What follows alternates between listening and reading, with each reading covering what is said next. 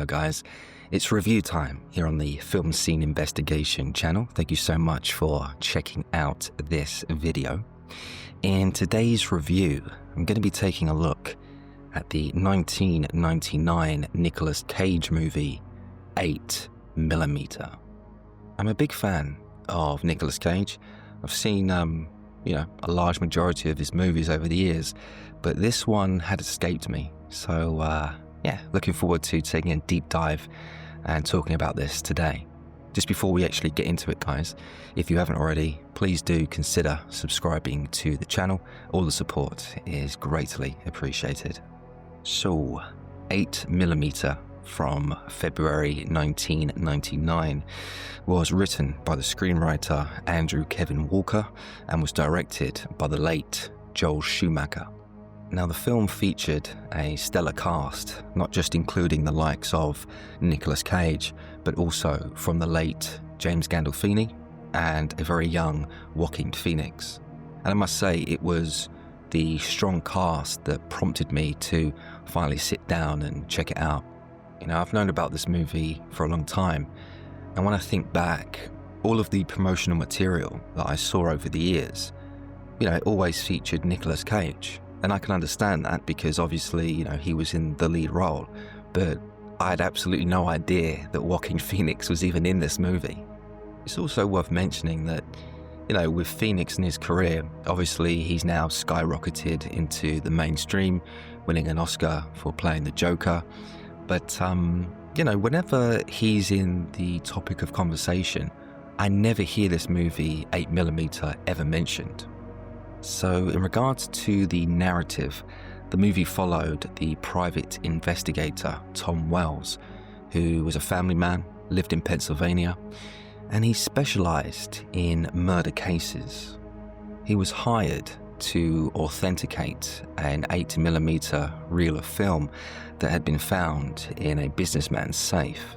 The businessman was this industrial tycoon who had recently passed, and his elderly wife, Mrs. Christian, had gone into the safe and saw the film and eventually watched it.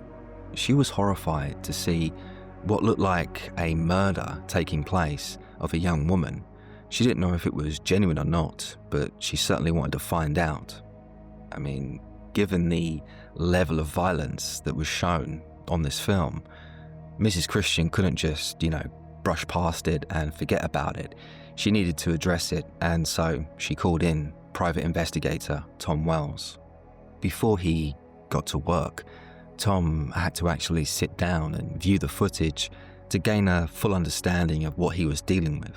So he did, and what he saw was indeed a young woman being brutally murdered by a man in a mask. It was this grainy, old footage that had clearly been filmed many years earlier. And Tom was absolutely shocked and disgusted at what he saw. And given the level of violence, he thought that it actually could be a genuine murder. From there, Tom was able to track down Mary Ann's mother and secured her personal diary in the process. The diary itself was the breakthrough that Tom needed, as it gave him a number of clues as to where Mary Ann had gone to. Tom's investigation led him to the grimy underbelly of Los Angeles, where Mary Ann had relocated to pursue a movie career. Once he arrived, Tom was able to make friends with a shop clerk called Max California, who was played by actor Joaquin Phoenix. Max was a likable, down-to-earth guy that had many contacts in the porn industry, which was the opening that Tom needed to help his investigation. Together, they infiltrated the scummy porn underworld in the hope of finding out more information about snuff films and the people that purchased them. Now, there was a scene that I want to bring up here where we saw Tom and Max visit a private seller's market where some of the most hardcore and extreme pornography was on sale. You had VHS tapes of bestiality being sold. Also, we saw a collection of photographs of children being abused that were on sale. This was just This was just content that I think only psychopaths would be into. While this was a very bleak and disturbing visual, it did make me question whether these types of markets, actually once existed, or even still do. So the guys navigated their way through this labyrinth of degeneracy and were able to uncover a network of film distributors that basically profited off creating illegal content. As Tom went deeper and deeper with his investigation, the mental fatigue really kicked in, and this so-called investigation soon turned into an obsession. I mean, the countless obscene imagery that Tom came across, it would mess up anyone psychologically, and it definitely had an impact on his family life back home.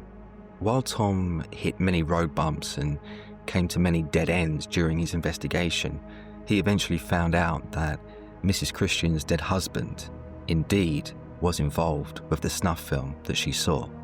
The businessman wanted to purchase a snuff film for his own sick enjoyment, but since there were no snuff films actually available, the businessman got his attorney to seek out a distributor who would actually make one for him.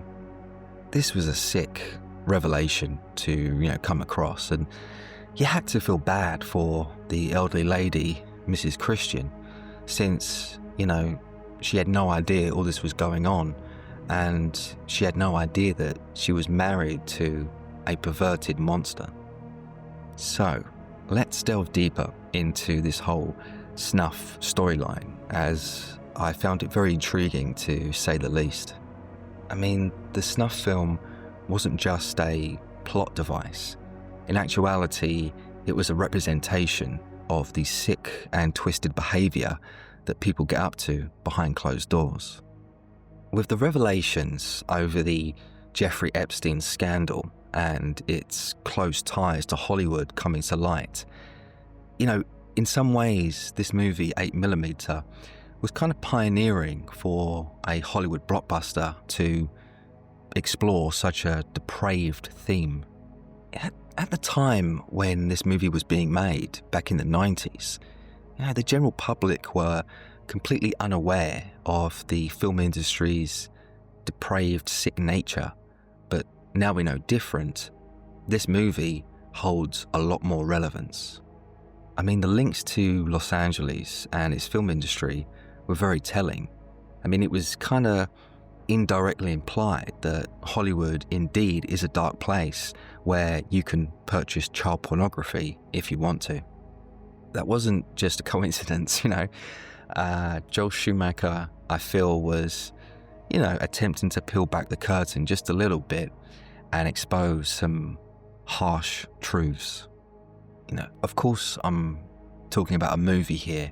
I'm doing a movie review, but the narrative of 8mm really does blend into our dark reality with the Epstein stuff coming to light.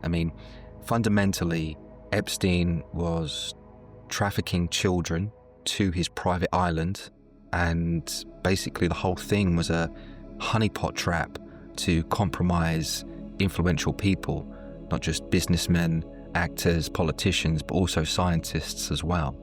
And you have to understand that these sick acts were going on back in the 90s when this movie was being made, and the general public had completely no idea the level of sinister depravity that was going on. You have to realize that the whole Jeffrey Epstein stuff, yes, it's now in the public eye, but for many years it was covered up by intelligence agencies and governments.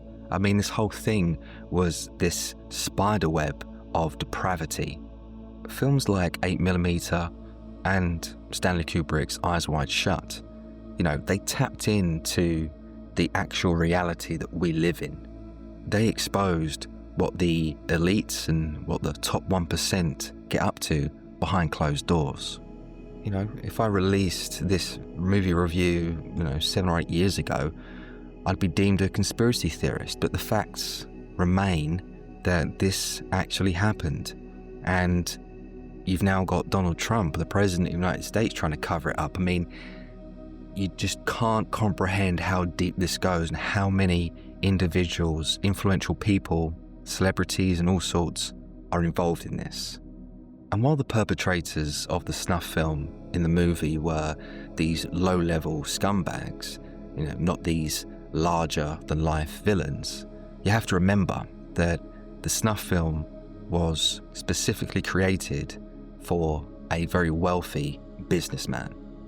I mean, if you watch this movie back in the 90s or early 2000s, you might find the narrative a little bit hard to believe. Like, why would a businessman who's rich and all that, why would he want to purchase a snuff film? But given the depravity that we actually know goes on behind closed doors in our reality, actually, it's not that hard to believe. And you also should remember that Mrs. Christian and her husband were extremely wealthy, and those characters represented the privileged elites.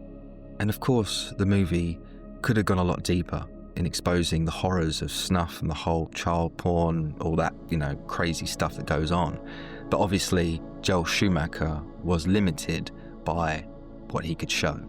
I mean, after all, this movie was subversion by the movie studio, hinting at their own barbaric acts, but not going far enough to reveal themselves as the culprits.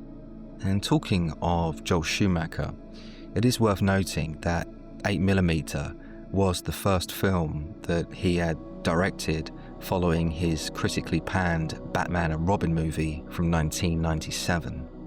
That movie was a very kid-friendly film that basically tanked the Batman franchise for 8 years. With the criticism that he received, it's clear that Schumacher was determined to prove that he could produce a much darker, more mature film, and tonally, it was the complete contrast to Batman and Robin. In my eyes, Schumacher was a good director. I've really enjoyed some of his previous work, such as Falling Down and St. Elmo's Fire. So, yes, he took the wrong approach with Batman, but he certainly redeemed himself with 8mm. When it comes to the performances in the film, I thought Nicolas Cage gave a very commanding performance as the private investigator Tom Wells. Him coming across this sadistic cover-up clearly had a serious mental impact on the character. Like I mentioned earlier, Tom's investigation turned into an obsession, and I did appreciate seeing the character slowly kind of fall apart, because ultimately, if you and I came across some of the, just horrific material that he did, I think, we would be psychologically damaged too. Initially, we would feel disgusted, but also eventually we would feel anger. And that's exactly what happened with Tom as he avenged Mary Ann's death. I thought Cage's best scene in the entire film was when his character returned home and basically capitulated in front of his wife. I mean, this was a broken man, and it was brilliantly conveyed by Nicolas Cage. Joaquin Phoenix, I thought, did a solid job playing the shop worker Max California. He brought some lightheartedness to an otherwise miserable and depressing story. Phoenix and Cage had some very good chemistry, and I am surprised that they haven't starred in more films together over the years. As for the late James Gandolfini, he too also delivered a brilliant performance as the porn distributor Eddie Paul. Now, this movie was filmed before the first season of The Sopranos, and you can kind of see elements of the Tony Soprano character within Gandolfini's portrayal in 8mm. And having now seen the film, I am kind of surprised that this movie wasn't really mentioned when Gandolfini tragically passed away back in 2013. I remember reading many articles at the time about Gandolfini's career, yet this movie 8mm was, I don't think, ever mentioned, and that's the reason why I had no idea he was even in the film until I watched it just recently. I mean, this was a strong performance from Gandolfini, and I would say it's a career highlight. So I don't know why it wasn't mentioned, but either way, if you're a fan of James Gandolfini and you haven't seen this movie yet, definitely make sure you do. And so, dislikes for 8mm from 1999. My biggest dislike for the film would have to be the score that was composed by Michael Danner. Now, this is a minor dislike. It didn't really ruin my viewing experience, but when I think about it, I thought the score was very paint by numbers. There just didn't seem to be any originality going on, no distinctive themes that, I could pick out or anything like that. It was the overdramatic orchestral music that, once you've heard it once, you've heard it 1,000 times. And hey, I'm not saying that the composer Michael Danner isn't a talented musician. He certainly is, and it was fine. The score was fine, but I really feel that he should have injected more personality into the score. 8mm was, very story-driven, so maybe the filmmakers considered the music an afterthought, or certainly less important than the performances and the story itself. I mean, it wasn't the worst thing in the world, but I just found it very uninspiring, and that was a disappointment.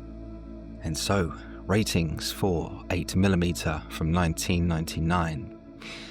I'm going to be rating this movie a strong 6 out of 10. 8mm was a great psychological thriller that tapped into some very, very dark themes that would make most people feel uncomfortable. Ultimately, this was a story about a man who had good intentions, just trying to do the right thing and track down this missing girl, only to come across this sickening depravity which psychologically scarred him forever. You got to give credit to Joel Schumacher, as this movie certainly was ambitious, and it went a lot further than most Hollywood films would, exposing the dark activities of the Los Angeles film industry. Would a movie like this be made now? Probably not.